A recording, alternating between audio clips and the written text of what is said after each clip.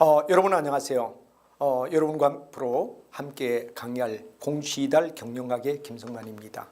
물론 경영일반, 회계, 재무 세 분야를 제가 강의하게 되며 여러분 만나서 일단 반갑고, 우리는 공기업이 무려 213개라 하는 공기업이 있습니다. 여러분이 원하는 공기업은 어떤 곳인지 모르지만 여하튼 우리는 이런 213개 공기업 속에서 얼마든지 순차적으로, 예를 들어서 A, B, C, D다 그러면 작은 데서부터 쉽게 얘기해서 취업이 가능한 영역부터 시작해서 해야 되느냐 그러면 도전해서 최고의 금융권까지도 도전할 수 있습니다.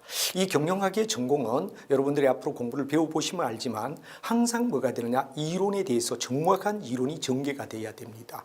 그리고 연결성이 굉장히 중요합니다. 그래서 저는 가끔 강의하는 가운데서 경영을 갖다가 앞부분 한다 해서 그 페이지에 국한하지 않고 항상 뭐가 되느냐 그러면 앞과 뒤, 예를 들어 경영 일반을 강의하면서 생산관리와 연관이 되는 부위가 있을 때는 반드시 연결을 시켜줘야 됩니다. 그리고 만약에 경영 일반을 얘기하면서 조직행위와 연결이 된다 그럴 때도 역시 연계성, 그리고 만약 경영기초를 얘기하면서 계량의사와 관계가 있다 그럴 때도 연결해서, 가끔은 학생들이 왜 앞에 하다가 뒤로 가느냐 이렇게 얘기를 하는데, 최종적 뒤에 가게 되면 학생들은 바로 연결성이 매우 중요하기 때문이다. 그래서 경영을 제대로 공부한다는 것은 1페이지부터 끝페이지까지를 순차적으로 나가는 것도 중요하지만 그 방법보다는 서로가 연계되는 것을 묶어주는 것, 한마디로 해서 우리가 스물이 시킨다라는 말을 쓰죠. 연결을 시킨다라는 게 굉장히 중요하고 연계성이 시험에서도 굉장히 많이 나온다라고 볼 수 있습니다.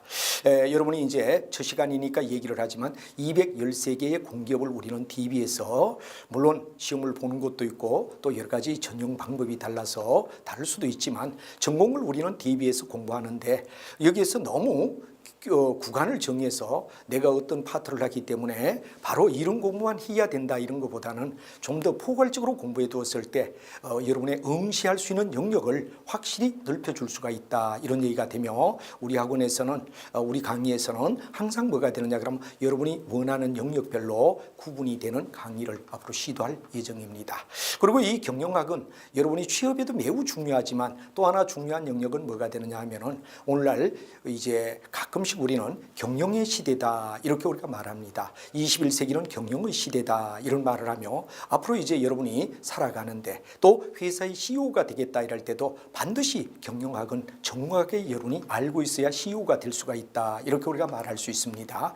그리고 이제 가끔 여러분들 방송통신대 책 속에서 어떻게 되느냐 그러면 경영학 원론이다 하는 기초책에 서문에서 대학 교수들이 뭐라고 하느냐, 21세기는 바로 경영의 시대다. 대통령으로부터 가정주부에까지 반드시 경영은 알아야 할 필수 과목이다, 이렇게 되기 때문에 여러분이 물론 전공하신 분도 있고 또 비전공하신 분도 있지만 한 번 더 경영학에 애정을 가져줌으로 해서 취업도 이루어지고, 또 우리가 왜 되느냐 그러면 인생의 살아감에 도움을 줄 수 있는 학문이다, 그러는 가치 있는 학문이다, 그런 이야기. 단순히 취업만 위한 공부가 아니라 취업 이외에도 왜 되느냐, 우리의 삶에 영향을 줄 수 있고 살아가는데 바로 부자가 될 수 있는 학문이 바로 경영학이다 하는 이야기를 여러분에게 얘기를 드리며, 이 경영학이 한때는 어떠냐 그러면 경제나 다른 과목보다도 뒤에 처진 부위가 있었습니다. 그러나 오늘은 미국부터 시작해서 선진국 모든 나라에서 경영학은 굉장히 현대인의 필수 무기라는 이야기를 갖다 드리면서,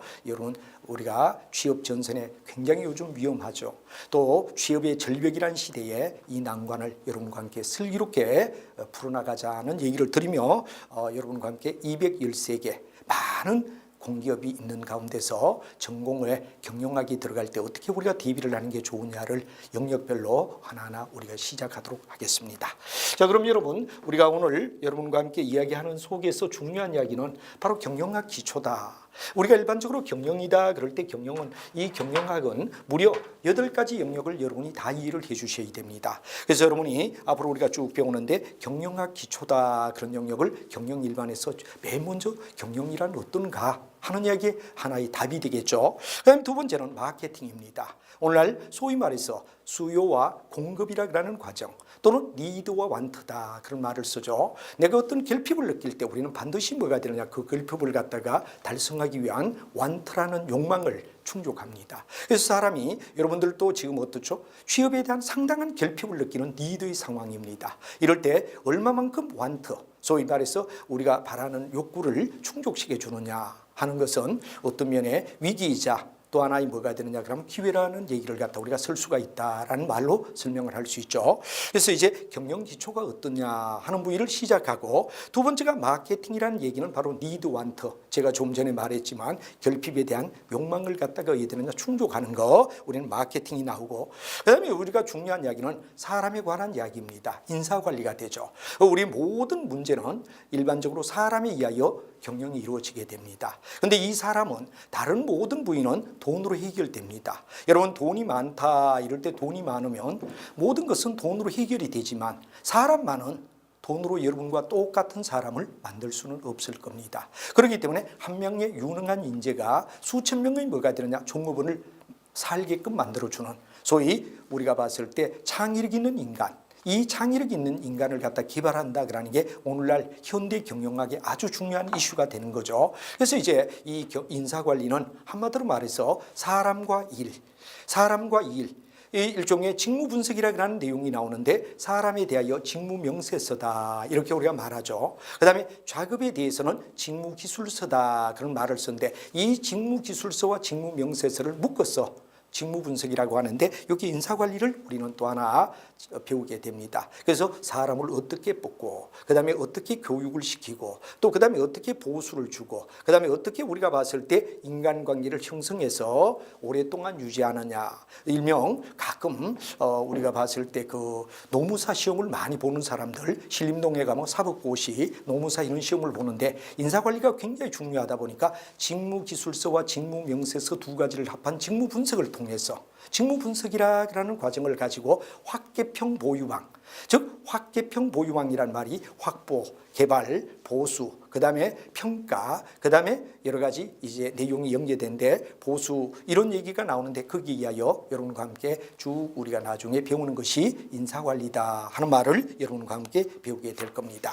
그럼 인사관리가 끝나게 되면 이제 여러분 잘 아는 조직은 바로 우리가 봤을 때 기업을 이끌어가는 아주 밑바탕 한마디로 말하면 기업을 갖다 이끌어가는 아주 기본이 뭐가 되죠? 조직입니다. 기반입니다. 마치 우리가 아파트를 지을 때는 여러분이 잘 못 보시지만 일반 단독주택을 지을 때는 반드시 땅을 파고 콘크리트를 치며 밑에 철근을 깝니다. 이게 바로 조직이다 이렇게 우리가 말할 수 있죠. 기업으로 볼 때 조직은 바로 기반이다 그런 말을 우리가 배우는데 두 사람 이상이 특수한 목적을 달성하기 위해서 바로 우리가 이끌어가는 것 이걸 조직행위라고 얘기하는데 조직행위는 바로 기업에서 굉장히 중요한 이야기를 얘기하고 있죠. 그래서 특히 이 조직행위에 들어가게 되면 조직행위는 바로 인간의 행동은 바로 함수의 관계다 그런 이야기가 나옵니다. 인간의 행위는 함수의 관계다 이런 말을 쓰는데 뭐가 되느냐 A의 언더라인 P 그리고 M이라는 말을 갖다 많이 쓰는데 A의 언더라인은 뭐가 되죠? 바로 어빌리티입니다. 바로 사람이 타고난 능력을 갖다 얘기하는 거죠. 그래서 우리가 바로 능력에는 정신적, 육체적 능력이 있는데 이 능력은 뭐가 되느냐 그러면 기업이 통제할 수 없기 때문에 소위 말해서 우리가 봤을 때 위에 있는 뭐가 되느냐 언더라인을 치면서 기업이 사람의 개인적인 능력을 통제할 수가 없다 이런 얘기가 되는 겁니다. 그리고 여기서 중요한 건 심리입니다. 심리를 굉장히 어디에 되느냐 조직행위에서는 역시 역점을 두고 있고 개인의 모든 행위 속에 심리 쪽을 많이 역점을 둔다 하는 이야기가 되겠습니다. 그 다음에 이제 우리가 동기부여다 또는 환경이다 그런 얘기를 갖다 우리가 쓰는데 동기부여를 쓸 수도 있고 또 우리가 일반적으로 일이라고 얘기해서 환경이라고도 얘기할 수가 있겠죠. 그래서 우리는 굉장히 중요한 심리를 갖다 배우는 게 조직행위의 개인 행위의 이야기가 되게 됩니다. 그리고 이제 우리가 일반적으로 봤을 때 개인은 어떤가, 조직은 어떤가, 그리고 이제 우리가 말하는 집단은 어떤가 해서 바로 개인의 입장. 그리고 이제 우리가 봤을 때 뭐가 되느냐 집단의 입장 그리고 이제 우리가 말하는 조직의 입장 이 세 가지를 갖다 우리가 논하는데 개인은 철저히 심리를 중심점으로 우리가 배울 것이다 하는 이야기가 될 겁니다. 심리가 되죠. 그다음에 이제 우리가 집단에 대해서는 여러분 잘 알지만 뭐가 되느냐 바로 이제 커뮤니티, 일종의 커뮤니케이션이다 이렇게 우리가 말할 수도 있죠. 커뮤니케이션이다. 그다음에 이제 우리가 중요한 리더십이란 말이 나오죠. 리더십이 어떻게 되느냐 하는 문제. 그다음에 이제 우리가 말하는 뭐가 되느냐 그러면 일종의 리더십, 권력과 갈등이란 말이 나옵니다. 권력과 갈등.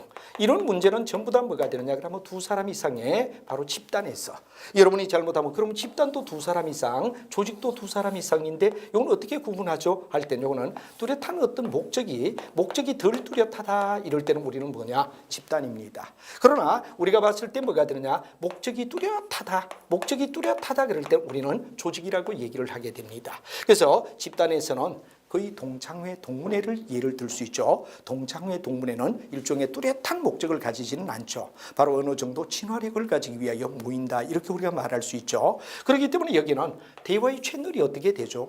누가 누구를 리더십을 갖다 바로 발휘하죠. 그 다음에 권력, 남을 지배하는 힘과 갈등의 문제가 어떠냐 하는 이야기는 집단에 대한 이야기로 대표적인 논제가 될 겁니다. 그리고 이제 우리가 말하는 조직은 어떠냐, 그런데 조직은 바로 아까 말했지만 주식회사 같은 경우를 얘기하는 거죠. 그래서 이제 조직에 대한 이야기를 갖다 우리가 배우는데 조직은 조직의 설계가 어떻죠? 조직에 뭐가 되느냐 그러면 바로 문화가 어떻죠?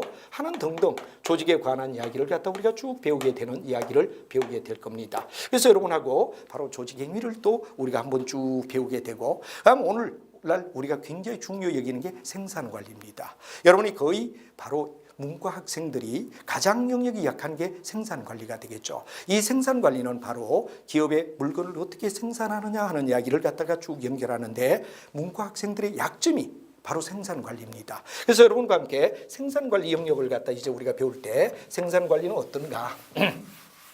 일반적으로 생산관리는 여러분이 잘 알지만 뭐가 되느냐 그런데 기업에 있어서 모든 생산의 과정에 있어서 바로 일종의 뭐가 되느냐 그러면 하나의 과정을 갖다 우리가 얘기하면 공일작전이다 이렇게 우리가 말할 수 있습니다. 이 공일작전의 뜻이 뭐냐 하는 이야기를 우리가 한번 보면 공은 공정계획을 얘기합니다. 한마디로 말하면 일을 어떻게 이끌어가죠 하는 게 공정계획이라고 말하죠. 그래서 이제 여기에는 공정계획이라는 말을 쓰고 이 공정계획은 일종의 무슨 말을 얘기하느냐, 한마디로 말하면 일을 어떻게, 일에 대한 모든 설계 과정을 갖다 우리는 공정계획이라고 얘기를 하게 됩니다. 그 다음에 두 번째 나오는 일정계획이다. 그럴 때 일정계획은 뭐를 얘기하죠? 바로 일정은 타임에 대한 계획이라고 말할 수 있죠. 타임이다. 시간을 어디까지 언제까지 물건을 갖다가 만드느냐 하는 시간에 관한 이야기가 바로 일정관리라고 말하죠. 그러면 이제 작은 뭐가 되느냐, 작업 분배라고 얘기를 할 수 있죠. 작업에 대한 분배다 이렇게 얘기하는데 이 작업 분배는 바로 여기 나와 있는 일과 사람, 일과 시간. 좌합과 뭐가 되느냐 그러면 타임이라는 두 가지를 갖다가 묶어줘라, 매트릭스로 묶어줘라 이런 얘기가 되죠. 어떤 일을 언제까지 이 공과 일을 갖다 묶어주는 게 작업에 대한 분배다 이거죠. 그리고 이제 진척관리, 전이지만 진으로 우리가 착각해가 진척관리로 우리가 생각하자 이거죠. 진척관리는 일을 어느 정도 진행을 했죠. 한마디로 말하면 나중 가면 대표적인 이야기가 간트의 차트라는 얘기가 배웁니다. 일의 진행도를 막대 그래프로 그려놓은 거 간트 차트라고 얘기하죠. 그래서 이제 진척관리는 바로 진행에 대한 통제라고 얘기하죠. 진행에 대한 통제를 갖다 우리가 말한다 하는 이야기로 진행의 통제를 우리가 얘기할 수 있다는 게 바로 진척관리가 되겠습니다. 그래서 우리가 생산관리 이꼴 뭐가 되죠? 공일작전이다 하는 이 네 가지를 어떻게 풀어나느냐 하는 이야기에서 공정계획에 관한 이야기, 일정계획에 관한 이야기. 공정은 쉽게 얘기하면 일에 대한 뭐가 되느냐 그러면 계획이라고 말하고, 일정은 바로 시간에 대한 계획을 갖다 우리가 연결하는데 이 두 가지를 묶어줬을 때 우리는 작업에 대한 분배라고 말할 수가 있습니다. 작업에 대한 분배다 이런 얘기가 되죠. 그리고 일이 어떤 만큼 진행이 되느냐를 진척관리다. 그런데 생산관리 이꼴 바로 공일작전이다 이렇게 우리가 얘기하는데 이 분야를 여러분하고 세심하게, 여러분들은 거의 문과학생 또는 비전공 학생인데 여기서 시험이 이제 요즘 많이 나오고 있죠. 그래서 뭐 EOQ를 구하라, 또 MRP가 뭐냐, 그 다음에 JIT가 뭐냐, 뭐 이런 등등의 모든 문제, 품질에 관한 뭐 알파의 오류, 베타의 오류, 뭐 이런 문제, 이런 것들을 전부 다 우리가 다루며 나가는 게 생산관리인데 특히 문과 학생들, 또 비전공 학생들은 생산관리 영역을 또박또박 정리할 필요가 있다라는 얘기를 드리고 싶고, 오늘날 공기업의 문제는 뭐 비교적 어떠냐, 생산관리 쪽이 굉장히 많이 나오고 있다라는 걸 여러분이 아셔야 된다 하는 이야기로 설명을 드리겠습니다. 자, 그 다음에 이제 우리가 책마다 조금 차이가 있습니다만, 우리가 일반적으로 MIS, 즉 정보를 이용해서 회사를 이끌어가는 걸 갖다 우리는 경영정보 시스템이다 이렇게 우리가 말하죠. 그런데 여러분 잘못하다 보면 마케팅 배울 때 MIS는 극소부분의 MI에서 정보를 이용해서 바로 시장을 이용해서 뭐가 됩니까? 바로 마케팅 활동한다 그런 걸 MIS라고 국한하는데, 회사를 갖다 넓은 의미로 이끌어가는 거, 이게 바로 여러분 잘 아는 경영정보 시스템이다 이렇게 얘기하고, 오늘날은 바로 컴퓨터라는 인터넷 등장으로 인하여 바로 시장의 변화가 일어나는 거죠. 여러분이 잘 알지만 옛날은 남대문 동대문 시장을 나타내는 바로 치열한 공급자의 경쟁이다 이거죠. 바로 이웃 가게와 옆 가게가 서로가 공급자가 경쟁을 하면서 소비자를 끌어들였다 이거죠. 이럴 때는 우리는 뭐가 되느냐, 레드오션이다. 바로 붉은색 레드를 얘기하는 거죠. 치열한 작전, 치열한 전쟁을 치른다. 피전쟁이다. 그래가 레드오션이라는 말을 씁니다. 이러다가 인터넷이 나오며 바로 여러분 잘 아는 인터넷의 가상 공간 속에서 공급자는 만나지 않습니다. 인터넷 속에서 공급을 하게 되는 시대가 됐죠. 그게 바로 여기서 우리는 뭐가 되느냐 그러면 블루오션이다. 청색 또는 우리가 봤을 때 평화의 시대다. 그럼 이게 바로 제2공간을 얘기하는 제2시장을 얘기하는 게 바로 레드오션에서 블루오션으로 넘어갔죠. 그리고 요즘을 우리는 뭐라 그러죠? 언제 어디서나 공간과 정보를 얘기하는 바로 뭐가 되냐? 유비쿼터스는 바로 제3의 세계다 이렇게 우리가 얘기하며 가상공간의 시장을 얘기합니다. 이 가상공간의 시장에 바로 여러분들 내용을 갖다 이해하는 것이 경영정보 시스템이며, 이런 가상공간이 나기 위하여 바로 종이 없는 문서, 여러분 거의 의외되죠.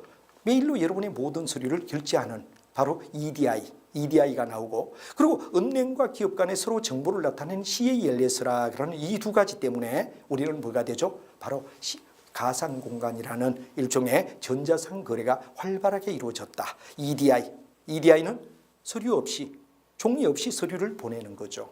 그 다음에 정보에 대한 교환이 기업 간의 정보와 은행에 돈이 얼마 있다, 이 사람이 물건 사도 돈 줄 수 있다 그런 걸 은행에서 승인을 해주고, 그럼 물건 보내고 돈 받는 교환을 서로가 의뢰되죠. 기업과 은행 간에 정보를 교환해 주는 것들, 이런 것들을 우리는 경영정보 시스템이라고 하는데, 이 굉장히 중요한 영역으로 등장하고 있습니다. 왜? 이번에 한국은행 시험 중에서 4차 산업혁명에 대하여 설명하시오 그런 이야기가 원래 2016년도에 나왔던 문제죠. 바로 이런 이야기가 뭐가 되느냐 그러면 바로 정보의 시대를 얘기하는 거죠. 바로 정보의 공간. 우리 1차 산업혁명을 갖다 뭐라 그러죠? 그야말로 정말 산업혁명을 얘기하는 이야기였죠. 모든 농촌이 공장화되는 1차의 산업혁명.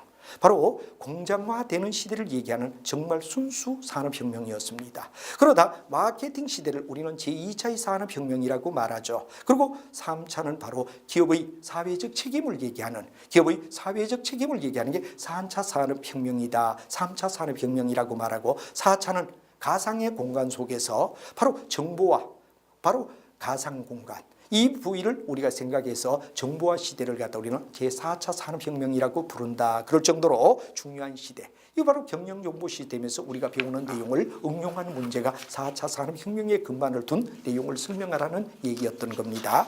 자, 그 다음에 이제 우리가 중요한 이야기는 계량 의사결정입니다. 계량 의사결정은 여러분 잘 알지만 수치로 바로 모든 의사결정을 갖다 우리가 내리는 거. 수에 의하여 의사결정을 내린다. 그래가 계량의사라고 말하죠. 이 계량의사에 들어가면 이제 우리는 어떤 내용을 배우느냐 그러면 영역을 나눕니다. 바로 맨 먼저 들어오는 게 확실성하에 뭐가 되느냐? 의사결정이다. 확실성하. 이 확실성하는 바로 미래의 모든 뭐가 되느냐 그러면 확률을 100%로 알고 있습니다.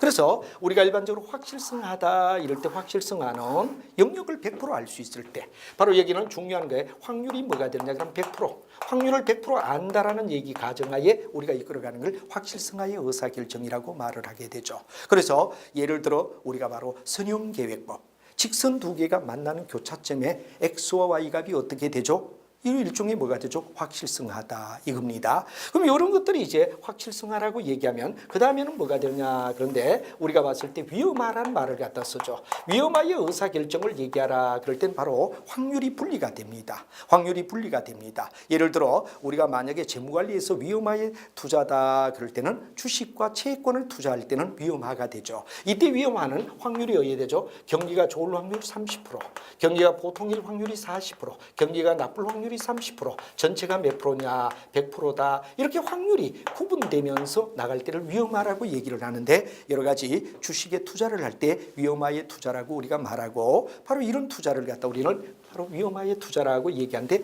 우리 계량거사에서 위험하의 내용을 배우게 됩니다.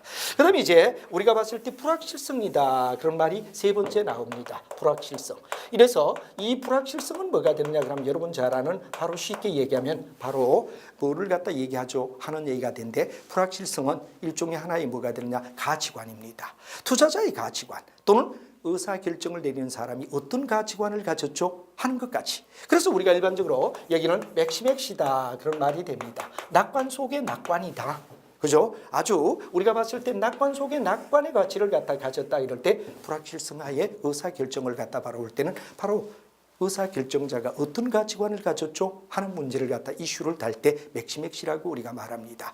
그럼 여기에서 나중간 미니미니는 뭐가 되죠? 비관 속의 비관입니다. 정말 엄청난 비관 속에서 이러는데 저는 볼 때 사업이든 인생을 삶은 거의 맥시맥시가 중요하다 이렇게 봅니다. 낙관 속의 낙관은 굉장히 어떻게 되죠? 여러분들을 아주 현명하게 이끌어 줄 거다. 우리가 사업에 실패한다 그러는 걸 너무 두려워하면 그 사람 사업은 절대 성공할 수가 없습니다. 반드시 사업하는 자는 뭐가 되죠? 그 낙관적인 입장이 필요합니다. 물론 냉철한 판단도 필요하지만 낙관적 잘 될 거야 하는 기본을 가진 사람이 역시 잘 되는 겁니다. 그러나 우리가 가끔 너무 비관 속에 비관으로 가는 거 이런 것들은 어떠냐 그러면 잘못하면 축소를 시키고 오히려 이해되느냐 그러면 바로 기업의 발전에 악영향을 줄 수도 있죠. 그래서 이제 이런 가치관까지 들어갈 때는 우리는 불확실성하라고 얘기를 하며 의사결정에서 불확실성하의 의사결정이라는 단계를 여러분하고 배우게 될 겁니다. 그리고 이제 마지막 감은 뭐가 되죠? 바로 여러분 잘 아는 상충하다. 상충하다. 이 상충하는 상호 충돌을 나타냅니다. 상호 충돌이다. 그런 게 상충하라고 우리가 얘기를 하죠. 그래서 상충하는 쉽게 얘기하면 뭐가 되죠? 바로 고수톱입니다. 우리가 고수톱을 칠 때는 상대가 뭐를 내느냐에 따라 바로 뭐가 되느냐 하면 내가 피박 걸릴 수도 있고 또 예를 들어서 승리를 할 수도 있고 실패도 할 수 있는 것은 상대의 의사결정과 충돌한다. 그래가 상충하라 그러는데 우리는 옛날에 나중에 재무관리 쪽에서는 옵션 선물 스왑이라는 제도 여러분 잘 아는 선물 같은 경우는 바로 타인과의 누가 머리 싸움에 승리를 거두지 하는 게 바로 상충하라고 말할 수 있죠. 그래서 우리는 바로 계량의사 쪽에서 확실성하의 의사결정은 어떻지? 위험하의 의사결정은 어떻지? 불확실성하의 의사결정은 어떻지? 상충하의 의사결정은 어떻냐? 하는 단계를 4단계로 나누며 영역별로 하나하나 우리가 배우는데 아마 책 같은 데서 계량의사가 없다? 야단입니다. 또 경영정보 시스템이 거의 없는데 야단입니다. 이거는 시험에 잘못하다 보면 여러분 실패할 수가 있습니다. 바로 영역을 꼼꼼히 챙기는 것도 경영학을 제대로 공부하는 하나의 방법이다. 그런데 계량의사는 이와 같이 확실성하에 위험하에 불확실성하에 상충하에 하는 4가지 단계를 나누며 이런 기법을 경영학에서는 다이나믹 프로그램이라고 합니다. 동적 계획이라고 얘기를 하죠. 한 단계 한 단계, 요 단계, 요 단계, 요 단계, 요 단계 단계를 나누며 하나하나를 갖다 펼쳐나가는 걸 동적 계획이라고 말하며 경영학은 동적 계획에 의하여 바로 치고 들어가는 게 아니라 한 단계 한 단계 한 단계를 구분하며 공부한다 하는 얘기가 되고 그다음 이런 계량의사결정은 어디에도 또 나오죠. 여러분 잘 알지만 계량의사결정에 배웠던 다이나믹 프로그램은 나중에 마케팅에서 바로 전략을 세울 때도 들어갑니다. 전략을 세울 때도 기업 내에서 어떻게 전략을 세우죠. 산업 내에서 어떻게 전략을 세우죠. 산업외에서 어떻게 전략을 세우죠 하는 3단계를 분리하며 나가는데 역시 동적 계획이라는 이야기가 나오게 됩니다. 그 다음에 또 재무관리를 여러분이 나중에 배우게 될 때도 역시 해야 되죠. 바로 자본 자본 예산이다. 그리고 초기에 바로 투자를 할 때는 바로 확실성하에 투자가 됩니다. 그 다음에 돈을 벌었다 그럴 때 위험하에 투자다 그럴 때 위험하는 바로 확률이 있을 때, 예를 들어 주식과 채권을 샀을 때 어떤 확률에 의하여 확률이 분리되면 우리가 배우는 걸 위험하라고 얘기하죠. 그 다음에 투자자의 가치관까지는 나타내기가 어렵다. 재무관리에서는 불확실성은 없습니다. 계량의사와 차이는 불확실성을 계량의사 쪽에서는 가치관 또는 투자자의 어떤 가치관이 어떤가를 따지지만, 우리가 의사결정자의 가치관이 어떤가를 따지지만, 투자를 할 때는 그래버리면 너무 복잡하다 이거죠. 경우의 수가 너무 많다 이거죠. 그렇기 때문에 어떻게 되느냐 그러면 바로 재무관리 쪽에서는 불확실성을 빼버립니다. 그리고 마지막에 상충하는 옵션 선물 스왑. 아까 제가 얘기했지만 옵션이나 선물이나 스왑은 바로 다른 사람과 게임을 치르는 겁니다. 자기의 위험을 타인에게 떠넘기게 하는 거죠. 이런 걸 상충하라 그러면 재무관리 쪽에는 요 세 단계만 우리가 배우게 됩니다. 자본 예산, 주식과 채권, 그리고 여기 나오는 옵션 선물 스왑. 하는 단계를 나누게 되며 동적 계획이 이렇게 격령하게 여러 군데서 한 단계 한 단계 한 단계를 넓혀가며 연구하는 학문을 동적 계획이라고 불러주는데 우리 계량의사에서 배우게 된다 하는 얘기가 되는 거죠. 그리고 이제 마지막 경영의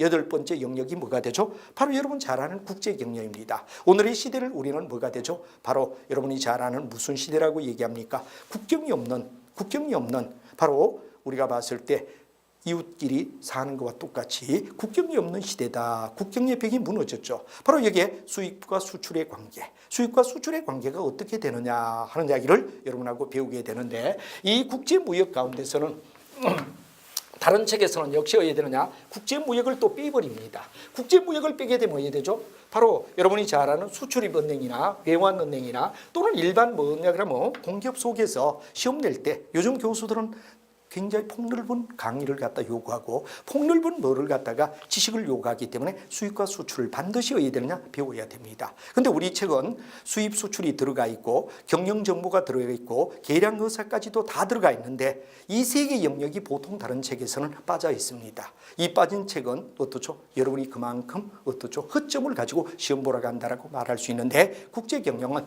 일종의 이런 이야기가 되죠. 우리가 일반적으로 세 단계를 합니다. 계약 단계, 이행 단계, 그리고 뭐가 되느냐? 종결의 단계. 그래서 우리가 봤을 때 요 세 단계를 갖다 우리가 통상 수입과 수출, 일반적으로 잘 아는 엑스포트와 임포트의 경우는 뭐가 되죠? 수출과 수입에는 계약과 이론, 이행과 종료라는 세 가지를 갖다 우리가 얘기를 할 수가 있습니다. 그럼 또 우리가 좀 더 구체적으로 얘기하면 계약이 어떻게 되죠? 이제 계약을 세우면 반드시 거기에 대한 지급을 해야 되겠죠. 돈을 갖다 해야 되느냐? 지급을 해야 된다 이겁니다. 그래서 우리가 일반적으로 봤을 때 수출에 대하여, 수입에 대하여 계약을 맺고 돈에 대한 대금 지급이 일어나고, 그 다음에 여러분 잘 아는 운송은 바로 해상 운송을 얘기하는 거죠. 물건을 보내야 된다. 이행 단계는 바로 돈을 지급하고 운송을 하고, 그 다음 뭐가 되느냐? 보험을 가입한다.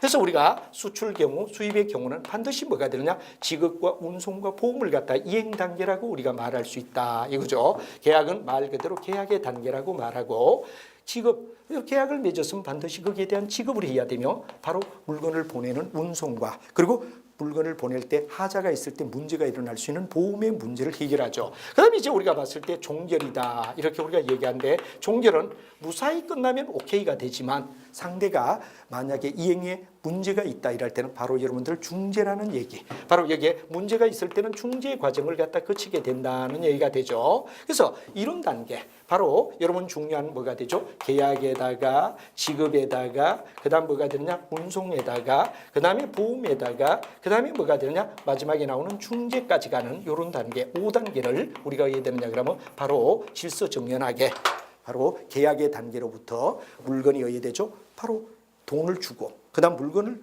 해상 운송으로 실어주고 보험에 가입하고 종료를 갖다 얘기하는 데서 종료가 완결되지 않을 때는 중재의 역할, 뭐 일반적으로 형사, 민사 이런 데 들어가지 않고 중재 제도를 통하여 수출이 이루어진다. 즉 국경 없는 시대, 바로 오늘 세계는 하나라는 시대, 수입과 수출의 입장, 이런 것들은 굉장히 중요한 이야기가 되기 때문에 경영학의 필히 여러분들은 8개 영역, 제가 8개 영역을 다 설명을 했습니다. 그래서 첫 시간이기 때문에 우리가 배우는 8개 경영 일반의 내용이 어떤가 하는 이야기를 한번 먼저 우리가 이렇게 살펴봤는데, 이 영역마다 영역마다 공부가 끝날 때는 여러분하고 어떤 영역이 중요하냐 하는 이야기를 여러분들에게 필히 한 번씩 따져봐야 됩니다. 그래서 예를 들어 어떤 영역에 최소한 뭐가 되느냐 그러면 핵심이 되는 한 5, 6개의 뭐가 되느냐 포커스를 여러분 반드시 이해를 하고 나가야 되기 때문에 선생님이 강의할 때는 한 단원이 끝날 때는 반드시 이 단원의 포커스가 뭐다, 이 단원에 필히 알아야 될 내용이 어떤 거다 하는 이야기를 지적을 하며 나가게 될 겁니다. 그래서 여러분이 영역마다 한 5개, 6개의 포커스, 바로 여러분들 사법고시 시험 볼 때도 그런 얘기를 하죠. 목차와 키워드라는 말을 씁니다. 경영학도 목차와 키워드에 역점을 두지 않으면 승부를 걸 수 없다. 이렇게 여러분에게 얘기하고 어떤 단원에 만약에 들어갔다 이럴 땐 이 단원의 가장 중요한 뭐가 되느냐 그럼 바로 핵심 사항이 어떤 거죠? 하는 걸 여러분에게 제시를 하게 될 겁니다. 그럼 여러분 다시 한번 우리가 천천히 보면 경영 일반에서는 경영학 기초를 처음 배우게 되는데 여기는 한 6가지의 포커스 핵심 사항이 있습니다. 그리고 마케팅 쪽에 가면 여기는 14가지. 마케팅이 굉장히 시험에도 많이 나오고 왜? 기업의 승부를 거는 게 뭐가 됩니까? 물건을 만들어 팔아야 된다. 우리는 쉽게 얘기하여 니드와 완트를 해결해 준다 그런 얘기를 설명했죠. 그 다음에 우리가 잘 아는 인사관리, 사람을 어떻게 뽑고 바로 직무 분석을 통하여 확계평 보유방이다. 그래가 바로 인사를 어떻게 확보하고 개발을 어떻게 시키고 평가를 어떻게 하고 보수를 어떻게 두고 그 다음에 방출은 퇴임하는 이야기인데 이런 이야기들 거기다 이제 더 만약에 연다면 여성 문제, 국제화 문제, 노령화 문제 이런 건 시사성에서 선생님이 중요한 이슈가 되기 때문에 우리가 다룰 겁니다. 자, 이렇게 해서 인사관리를 우리가 3번째로 얘기를 했고 그다음에 이제 우리가 아까 말하던 조직행위, 조직행위는 개인, 집단, 조직이란 3단계를 나눠놓고 우리가 어떻게 접근하느냐. 개인은 심리라는 얘기를 했습니다. 그 다음에 집단은 동창회, 동호회처럼 커뮤니케이션, 바로 대화의 채널이 어떻게 되죠? 하는 이야기. 그리고 누가 누구를 권력을 잡고 또 거기에 대한 갈등이 어떤 거죠? 그리고 이제 조직의 목표를 달성하기 위하여 또는 어떤 단체가 목표를 달성하기 위하여 리더십을 발휘하는 과정. 이런 것들이 우리가 집단에서 매우 중요한 이슈라고 얘기했죠. 그리고 이제 조직에 가면 그야말로 뚜렷한 목적을 가지며 주식회사처럼 돈벌이를 해야 되는 입장인데 조직의 문화가 어떻죠? 조직의 설계가 어떻죠? 이런 등등에 대한 조직의 내용을 배우는 게 조직행위다 하는 말을 들고 그다음에 생산관리는 바로 여러분들 이과 학생들은 공대 출신들은 굉장히 잘합니다. 그러나 문과 학생의 경우는 굉장히 어려운데 여기는 뭐가 되느냐. 바로 여러분들 공일작전이라고 얘기하죠. 공정계획, 일정계획, 작업분배, 진척관리란 4단계를 풀어놓은 것이 뭐가 되죠? 생산관리다 하는 이야기를 여러분하고 배우게 되고 그 다음에 오늘의 시대를 정보화 시대다 그러니까 경영정보 시스템 하는 말인데 이제 영역마다 조직행위도 제가 13개를 포커스를 잡습니다. 그 다음에 생산관리도 12개를 정리하면 거의 완벽합니다. 그 다음에 경영정보는 6가지에 대하여 이야기를 하게 되고 그 다음에 이제 우리가 중요한 이야기는 계량의사결정은 바로 아까 영역별로 확실성하에 그다음에 위험하에 불확실성하에 상충하에 영역을 나누면서 바로 동적 계획에 의하여 진행한다 이런 얘기를 했고 그다음에 수입과 수출 바로 국경 없는 시대 요즘은 또 왜 되죠? 나라와 나라 사이에 서로가 분업을 통하여 자기들의 부를 추구하는 수출과 수입에 있어서는 아까도 말했지만 뭐가 됩니까? 바로 계이종 바로 계약 이행, 종료다 하는 3단계로 압축할 수 있는데 이행의 단계 속에서 이제 계약이 일어나면 반드시 반대급부에 돈을 지급하고 그 다음에 물건을 수송을 하는 것 거의 해상 운송이 되죠. 그리고 보험에 가입하는 것 요 그 단계를 우리는 이행 단계라고 얘기를 하는데 이행이 어떻게 되느냐 하는 이야기를 배우고 그 다음에 이제 마지막 종료는 완결한 종료가 일어날 때는 게임이 끝나죠. 그러나 만약에 상대가 계약을 위배했다 그럴 때는 바로 중재라는 이야기. 개인 사생활처럼 민사나 형사 소송을 붙지 않고 중재 제도를 통하여 해야 되죠. 손해배상 청구하는 과정을 배우는 게 무역의 마지막이다. 그래서 국제경영까지 여러분 8가지. 이 국제경영에서는 제가 5가지 포커스를 지적하게 됩니다. 자, 이렇게 해서 우리는 8가지 영역이 바로 경영 일반이 되고 잘못하면 책마다 계량이나 국제나 경영정보라 그러는 3가지는 빠져 있을 수가 있는데 상당히 신경을 써줘야 된다는 이야기 그리고 그런 영역을 배우지 않고 시험 보러 간다는 것은 무기를 가지지 않고 전쟁에 나가는 것과 다를 바가 없다 이렇게 보죠. 그래서 우리는 8가지 영역을 반드시 꼼꼼하게 따져주는 것이 다득점을 따고 하고 여러분들이 바로 취업의 절벽에서 반드시 구제될 수 있고 성공할 수 있는 방법이다 하는 걸 저 시간에 매우 강조를 드리며 반드시 이 8가지 영역은 그냥 공부하는 게 아니라 포커스, 핵심이 뭐냐 하는 이야기를 우리는 반드시 알고 이해를 하고 가야 되며 선생님의 강의 스타일에는 반드시 앞에 이야기를 하다 보면 뒤쪽으로 연결될 때가 있습니다. 그러면 어떤 학생은 앞에 하는데 왜 저 뒤까지 가지? 이렇게 오해를 하는 경우가 있는데 여기는 바로 연계성이 매우 중요하다는 거, 연결성이 굉장히 중요하다는 걸 저 시간에 매우 강조드리며 여러분들이 완벽한 경영을 공부하기 위해서는 연결성이 매우 중요하다는 걸 저 시간에 매우 강조를 드립니다. 그래서 우리는 오늘의 바로 경영의 수업은 어떤가? 그럼 경영은 이 8가지 영역에 대하여 여러분과 함께 하나하나를 진행하고 그 다음에 서로가 연계시키며 나가자 이거죠. 경영 관리를 하며 생산 관리와 연계되는 부위가 있다면 얘기를 해야 됩니다.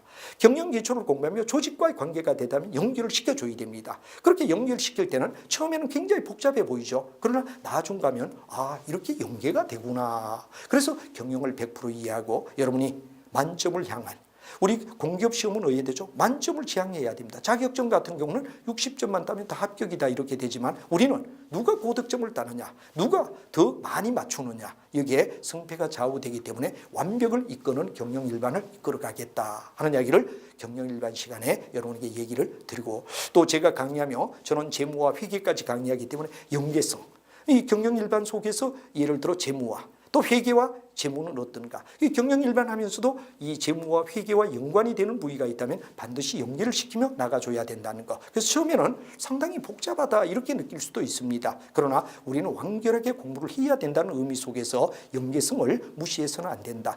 경영일반 속에서 경영도 왜 되느냐? 정확하게 공부를 하고 연계를 시켜줘야 되고 두 번째 회계나 재무 쪽도 경영일반 하며 연계를 시켜주면 나중 가서 공부할 때 100% 이해하는데 도움이 된다. 그러는 획기적인 경영에 뭐가 되느냐 그럼 진행을 이끌어가겠다 그런 걸 저 시간에 여러분과 약속을 드립니다. 그래서 저 시간 이야기는 바로 경영일반 들어가기 전에 경영일반은 어떤 내용인가 하는 8가지 영역을 가볍게 우리가 잡아봤고 여기는 반드시 연계를 하며 공부를 해야지 따로따로 1페이지부터 순서대로 나간다. 이거는 굉장히 나쁜 방법이다 그런 걸 강조드리며 수업 중에 혹시 앞에 하다가 약간 뒤로 넘어가면 당황하는 학생은 없어야 되겠다라는 이야기를 드리고 반드시 완결한 강의를 연결하기 위해서는 서로가 연계된 부위를 연결해 줘야 된다는 거. 예를 들어 우리가 생산관리를 얘기하며 재무 쪽 또는 회계 쪽과 연관이 있다면 공정과정과 연관이 있다면 연결을 시켜주는 이런 강의 이렇게 될 때 우리는 완벽한 강의가 될 수 있고 또 설령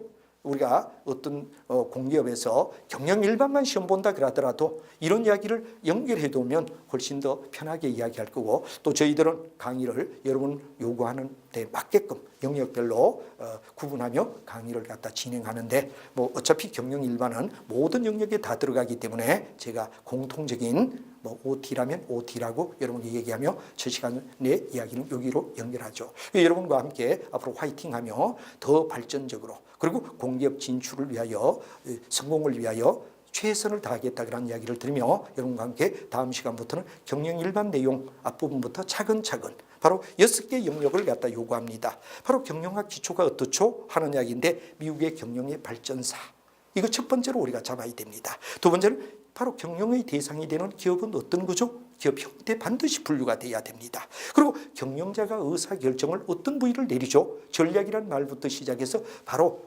경영자의 전략 5단계를 반드시 우리가 정리해 줘야 됩니다. 그리고 여러분 잘 아는 바로 레드오션과 블루오션은 어떤 점이 차이가 있느냐 그리고 유비쿼터스가 어떤가 하는 문제를 우리가 얘기하게 되고 그리고 경영혁신의 기법을 우리가 정리한다. 이런 것들이 이제 우리가 일반적으로 봤을 때 경영일반의 핵심인데 이 내용을 쭉 설명을 하고 마지막에 가서는 5가지 포커스가 어떤 거냐 하는 이야기를 제시하는 식으로 진행한다는 걸 여러분에게 예고하면서 여러분과 함께 다음 시간에 만나서 자세히 하나하나를 설명하도록 하겠습니다. 여하튼 여러분 만나서 반갑고 끝까지 최선을 다하는 것, 첫 시작과 마지막 시간까지 최선을 다하는 마음, 일종의 초지일관이라고 얘기하죠. 바로 여러분과 함께 일관성을 가져줄 때 우리는 성공할 수 있다는 것. 어려운 시기일수록 성실하며 일관성을 가진다는 데 역점을 두며 끝까지 최선을 다해달라는 부탁을 드리며 다음 시간에 여러분하고 만나도록 하죠. 여러분 매우 감사합니다.